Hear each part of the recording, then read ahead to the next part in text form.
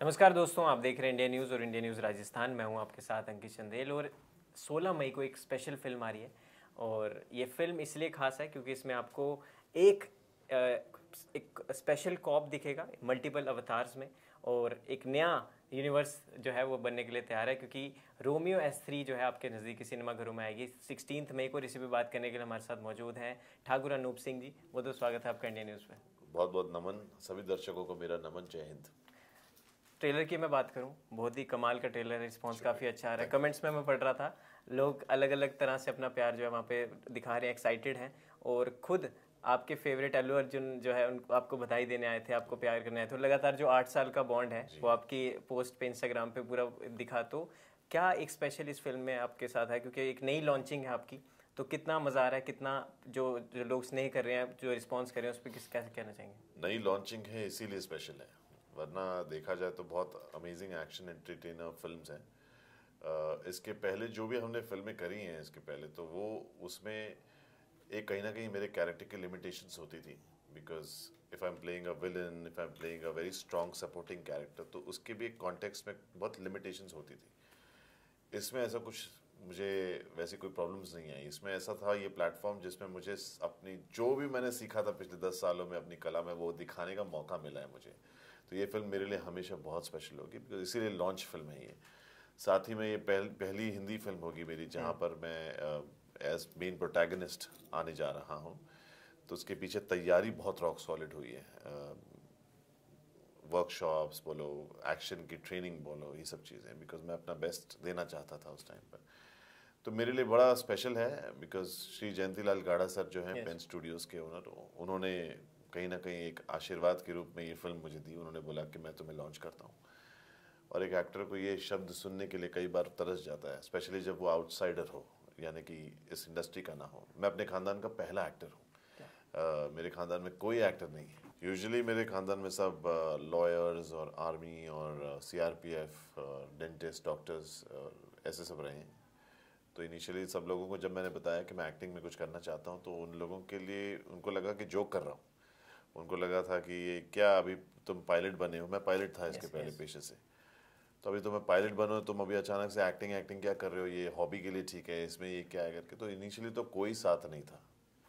जब काम बोलना शुरू किया तब एक रिस्पेक्ट आनी शुरू हुई है। तो मैं भूल गया आपके सवाल का क्या था, बिकॉज मैं उस जोन में चला जाता हूँ, तो मुझे खींच के ले आए कीजिए वापस बार बार। नहीं, बिल्कुल इसी किरदार को, इसी फिल्म को लेकर लॉन्चिंग स्पेशल। हाँ, तो इसलिए for an outsider, for a person जिसने काम करना देखा है, सीखा है काम, अपने ग्राउंड रूट से काम सीखा है, अपने एक एक धीरे धीरे एक एक शो से शुरू किया है। महाभारत जैसा एक मेरा शो था, वहाँ से और ऐसे अनगिनत शो और बहुत सारे साउथ के फिल्में करी हैं।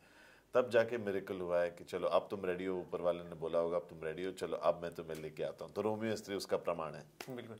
आपके को एक्टर की बात करूं, पलक तिवारी, तो उनके लिए भी एक नया एक्सपीरियंस था, क्योंकि मैं इंटरव्यू में भी देख रहा था, उन्होंने कहा कि मेरे को ज़्यादा चीज़ें पता नहीं थी, मैं मतलब नहीं थी, और काइंड ऑफ ऑडिशंस भी जब हुआ तो उनके साथ कैसा बॉन्डिंग था, क्या कुछ उन काम करके मज़ा आया? बहुत अच्छा था, बिकॉज देखो, एक धारणा जो थी कि स्टार किड है, यानी कि टेलीविजन की इतनी बड़ी स्टार हैं श्वेता तिवारी जी, उनकी बेटी हैं, तो वो धारणा तो ऐसे, वो उनकी अपनी पर्सनालिटी भी है। वो सिर्फ एक बेटी नहीं है, वो अपनी खुद की भी पर्सनालिटी है, जो उन्होंने अपने हार्डवर्क से वहाँ पर उस फिल्म में दिखाया है। जॉली है, बहुत अच्छी स्वभाव की है, और पोटेंशियल है उसमें, बिकॉज फ्यूचर में one of the best actors में वो आ सकती हैं अगर अपने फुल पोटेंशियल पे और भी फोकस करें तो। And she is doing wonderful in her life and I wish her all the best. बिल्कुल। अगर मैं थोड़ा सा बात करूं, कमेंट्स जो आ रहे थे ट्रेलर के नीचे मैंने पढ़े कि लोग लिख रहे हैं Singham plus wanted equals to S3। तो एक बड़ा ही कमाल का एक ये फैक्टर है, क्योंकि इसमें भी थोड़ा थोड़ा वो लग रहा था कि वो जब हमने वांटेड फिल्म देखी थी, वो उस समय पे अंडर कवर जो कॉप था, तो क्या सिंघम और अब सलमान के बाद एक और संग्राम सिंह भी आएगा नया? वो तो मेरी प्यारी सी जनता डिसाइड करेगी, और पर ऐसा कोई कंपैरिजन है नहीं, क्योंकि हम जब एक पुलिस ऑफिसर के रोल को इमेजिन करते हैं तो by default Shri Ajay Devgn sir, या फिर सलमान खान सर, अक्षय कुमार सर, या फिर इवन रणवीर सिंह कहीं ना कहीं दिमाग में आता है। तो मुझे पता था कि कहीं ना कहीं अगर मैं इस रोल को धारण करूंगा तो कहीं ना कहीं वो तुलना, या फिर ये सोचेंगे कि आप भी ऐसे कुछ जोन में जा रहे हैं करके। मगर ऐसा कुछ नहीं है। मैंने ये सोचा हमेशा जब भी कि मैं ये करूँगा तो इसे ऐसे परफॉर्म करूँ कि ये ऐसे कैरेक्टर्स में से ना दिखे या फिर ऐसा ना लगे कि ये एक्टर को इन्होंने कॉपी करने की कोशिश की। अपना एक ओरिजिनल पना जितना मैं ला सकता हूँ उस इस रोल में मैं लाया हूँ।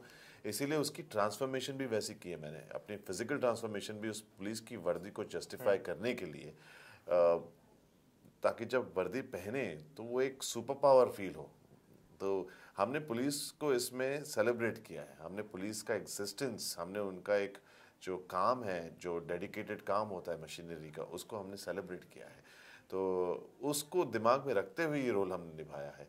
इसकी राइटिंग भी वैसी है, मिस्टर शैलेश वर्मा इसके राइटर हैं, श्री गुड्डू धनवा इनके डायरेक्टर हैं। 10 साल बाद, 10 साल बाद वो, हाँ, तो वो एक लकी हैंड मैं समझता हूँ गुड्डू सर को। उन्होंने शाहरुख खान सर की दीवाना बनाई थी, उन्होंने लॉन्च किया था, फिर दलजीत दोसांझ को उन्होंने लायन ऑफ पंजाब में लॉन्च किया था।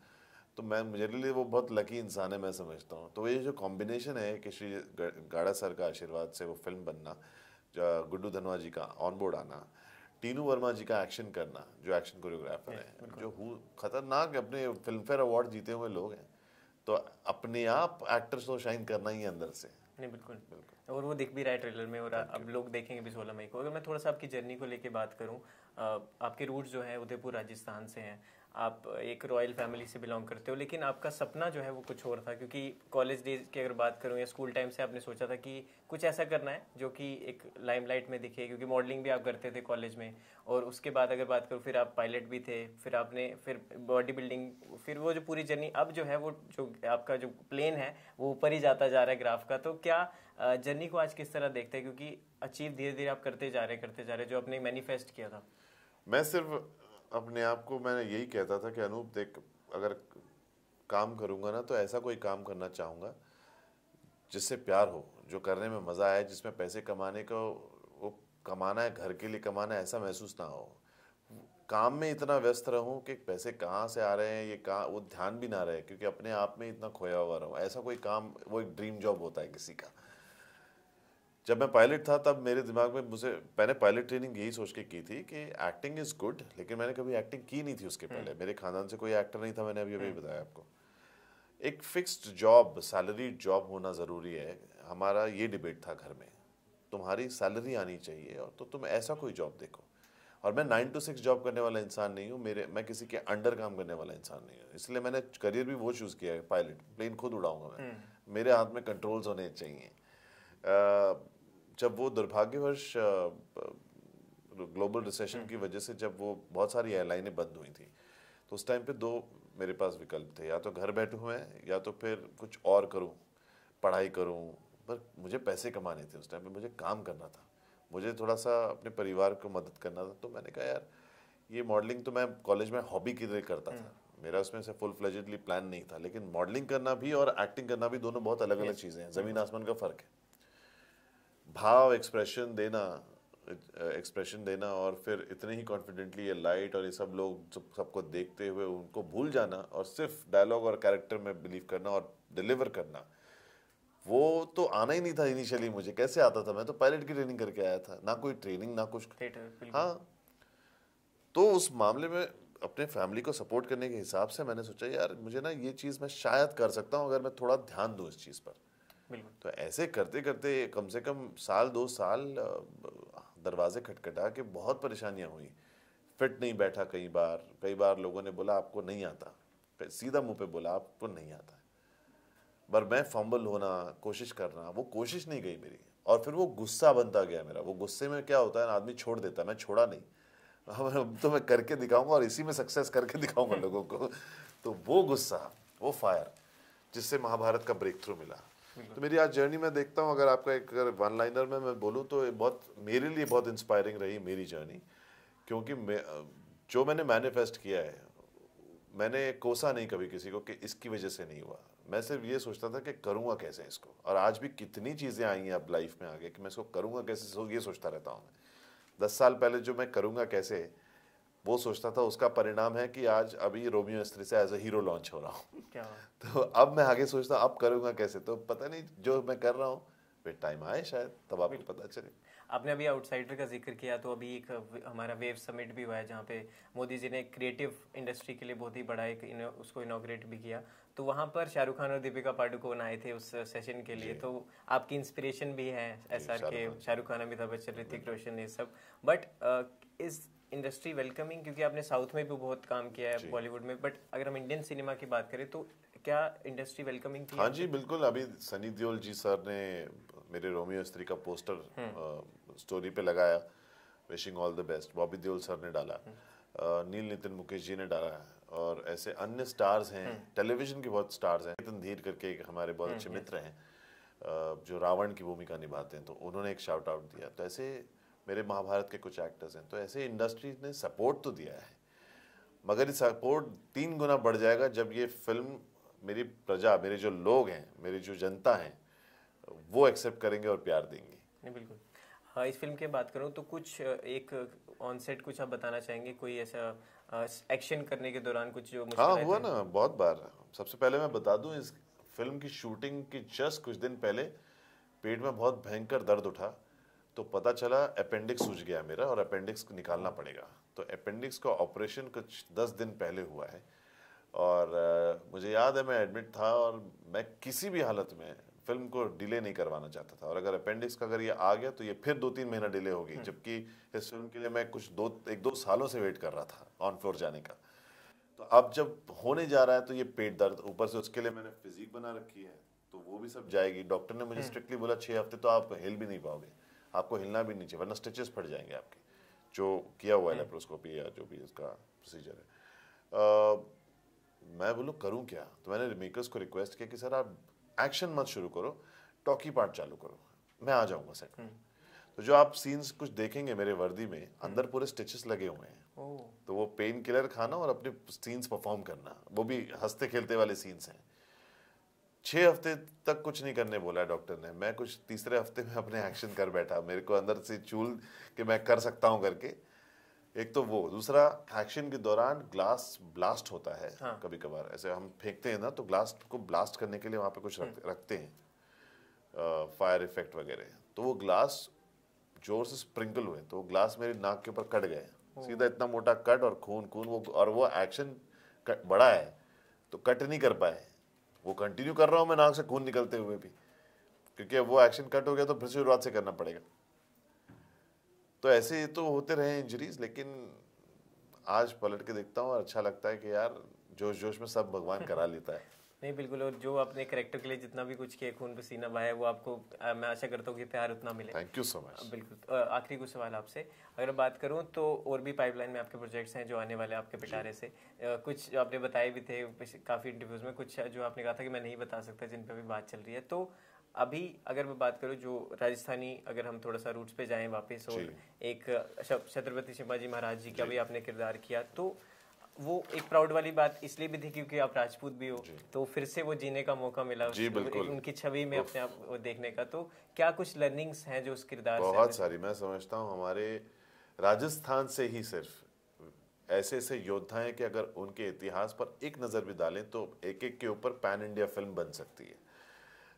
वीर शिरोमणि महाराणा प्रताप जी की जो गाथा है, वो उसके ऊपर मैं ज़रूर फिल्म करना चाहूँगा एज महाराणा प्रताप, क्योंकि वो मेरे एक आइडल भी हैं। राणा सांगा जी हैं, या भामाशाह हैं, या दुर्गादास राठौड़ जी हैं, या कितने अनगिनत ऐसे योद्धा हैं, जिन योद्धाओं में से सबसे सर्वश्रेष्ठ ये भी हैं छत्रपति शिवाजी महाराज और छत्रपति संभाजी महाराज। जब वो रोल मेरे पास आया तो सबसे पहले यही आया कि क्षत्रिय शूरवीर राजपूत ही है, सिंपल, और अपने आप नेचुरली वो आ जाता है फिर अपने जहन में। हॉर्स राइडिंग, घोड़सवारी अपने आप नेचुरली आ गई उस टाइम पर। अपने आप इतनी बड़ी तलवार, इतना 8-12 फुट का भाला लेकर दौड़ा हूँ मैं। तो ये सब कहाँ से आई? ये कहीं ना कहीं एक पूर्वजों की भी देन है, ब्लड लाइन में भी है, जो नेचुरली, अगर आप देखें राजस्थान में हमारे लोग ऐसे हैं जो घोड़सवारी तो ऐसे कर लेंगे 2-2 मिनट में बिना सैडल के। तो आई थिंक ये एक इनबॉर्न है, जीन है, DNA में है, इसीलिए वो करने में बड़ा मज़ा आया। और मैं चाहता हूँ ऐसे रोल्स और करना चाहूँगा मैं आगे लाइफ में। बिल्कुल। और मैं चाहता हूँ ऐसे रोल्स जब आए तो राजस्थान की ऑडियंस को मैं अपील करना चाहूँगा। इनफैक्ट इवन ये जो फिल्म है रोमियो स्त्री, उसमें भी मेरे किरदार का नाम है DCP संग्राम सिंह शेखावत, जो कि राजस्थान से आते हैं और अरे वाह। केस को सॉल्व करते हैं। और मैं उसमें अपनी जो लव इंटरेस्ट है उनको मैं रानी साहब बोलता हूँ। तो वो बड़ा एक प्यारा सा एक रिलेशन दिखाया गया है जो ऑडियंस को बहुत पसंद आएगा। पर यह है कि पुलिस ऑफिसर ऐसा होना चाहिए, हमारा एक डेफिनेशन जो था वो हमने दिखाने की कोशिश की। नहीं, आपने जैसे बात की ब्लड लाइन और वो तो, बट एक फूड भी अपने आप काम करता है, क्योंकि वो होता है ना कि जब तक खाने में वो ताकत होती है कि वो आपको बना सकता है। तो कोई फूड राजस्थानी जो आपको अच्छा लगता है, जो आज भी टेबल पे राजस्थान में इसीलिए नहीं आता क्योंकि यहाँ की मेरी कमजोरी है दाल बाटी चूरमा, और भयंकर कमजोरी है। क्योंकि मैं अगर आया तो मुझे पूरा 56 भोग थाली चाहिए, और फिर जब तक मैं खाता रहता हूँ तो तब तक मैं खाता हूँ जब तक मैं आड़ा टेढ़ा होकर लेट नहीं जाऊँ। तो इसीलिए थोड़ा मेरी डाइट पूरी खराब राजस्थान कर देता है मेरा, क्योंकि मैं तकरीबन 6-6 महीने बिना अन्न के, चावल के, रोटी के रहता हूँ मैं, ताकि अपने उस बॉडी के प्रोपोर्शंस होते हैं कुछ। देखो फिटनेस एक अलग होती है, कैमरा के लिए एक फिजिक बनाना वो एकदम अलग होती है। उसमें एक्चुअली हम लोग फिट नहीं होते, उसमें हम लोग कमजोर होते हैं क्योंकि खाना नहीं खा रहे होते हैं हम लोग। एक कैमरा के एक शॉट के लिए अगर मुझे एब्स दिखाना है तो वो एब्स क्या है, अपने जो फैट के लेयर्स हैं, एब्स सबको हैं, आपको भी हैं, सबको हैं, लेकिन वो फैट के लेयर से ढका हुआ है, फैट और पानी। हम उसको क्या करते हैं, फैट और पानी के उस लेयर को कंटिन्यूसली घटाते रहते हैं, डाइट से और वर्कआउट से, ट्रेनिंग से, भाग के, दौड़ के, कार्डियो कर करके। और वो 6 हफ्ते 7 हफ्ते में वो बेसिक एब्स लाइन आने लगती हैं। उसके बाद पानी बंद कर देते हैं हम लोग शूट के 1-2 दिन पहले, सॉल्ट बंद कर देते हैं। तो आप सोचिए, आप जो मेन जिसके ऊपर आप फंक्शन कर रहे हो वही आप बंद करके बैठे हो, तो क्या आपको ताकत कहाँ से आएगी? ताकत यहाँ से आएगी। ताकत ये रहेगी कि चल बस हो गया, 2 दिन की बात है, कर ले बेटा, उसके बाद तुझे बिरयानी खाने को मिलेगी। तो वो जब एक्स्ट्रा वहाँ से विल पावर चलती है ना, वरना आप एकदम वीक हो। आप एब्स और बॉडी फिटनेस वाले एकदम जो बनाते हैं कुछ दिन के लिए, वो ये मत समझना कि बहुत स्ट्रेंथ है उनमें, क्योंकि एक्चुअल स्ट्रेंथ पावर लिफ्टर्स में होती है, जो हट्टे कट्टे हैं, पेट वेट है, लेकिन वो लोग उठाते ताकत है उतनी, इतने सारे वजन उठाते हैं क्योंकि उसमें दूध, दही, शक्कर सब जाता है उनकी बॉडी में। हम लोग ये सब बंद करके रखे हुए हैं। तो वो कैमरा के लिए हमारी जो बॉडी बनाई है वो बहुत अलग बनाई। तो वो मेरी ट्रांसफॉर्मेशन हुई है रोमियो स्त्री के लिए। अब मेरे लिए चैलेंज ये था कि बॉडी बनाना वीक भी फील कर रहा हूँ, लेकिन स्टंट्स करना सारे के सारे 12 घंटे दिन भर काम करके, शूटिंग करके, फिर 12 घंटे के बाद होटल पे आके वो एक जिम करना 1 और घंटा, ताकि बॉडी को मेंटेन रख सके, फिर जाके सोना, और ये प्रोसेस रिपीट करना 3 महीने तक। तो ये मेहनत को लोग देखना चाहिए, मेहनत को लोग नहीं देखते। लोगों को लगता है हाँ बस बॉडी तो बनाना इजी है, हाँ बना लिया हो गया, ऐसा नहीं, बहुत मेहनत लगती है। और हमको शौक नहीं है अपने आप को बंद करना, खाना पीना। हमें भी लगता है यार वाह, केर सांगरी खा लो मैं जरा सा यार, मैंने कहा जाने दो, नहीं अगली बार खाएंगे, चलो छोड़ो। ये नहीं बिल्कुल। बट सर एक मैं चीज़ पूछना चाहता हूँ, जब फिल्म S3 रोमियो S3 लोग देखेंगे 16 मई को और थिएटर से बाहर निकलेंगे, तो वो क्या लेके अपने साथ पॉजिटिव चीजें आएंगी फिल्म से? बहुत फिटनेस अच्छी सी और अच्छी परफॉर्मेंस लेकर आएंगे, मेरी परफॉर्मेंस को साथ लेकर जाएंगे।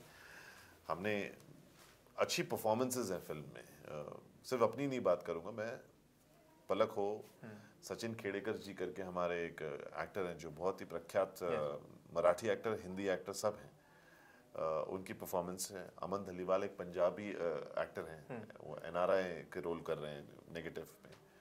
स्मिता जयकर जी हैं जो शाहरुख खान की मदर बन चुकी हैं देवदास में। तो ऐसे जो स्ट्रॉन्ग स्टारकास्ट आपके साथ हैं। जाकिर हुसैन जी हैं जो अभी सरकार पिक्चर में विलन थे, बहुत फिल्मों में आते हैं। तो ऐसे जब तुर्रम खान, NSD वगैरह ग्रेजुएटेड फिल्म एक्टर्स हैं, तो आपको अच्छी परफॉर्मेंसेस देखने को मिलेंगी। तो आप अपने साथ अच्छे एक्सपीरियंस को लेके जाएंगे। मैं चाहूँगा कि आप थिएटर आओ और एक ऑडियंस बन के आओ और फिल्म का मज़ा लेने आओ।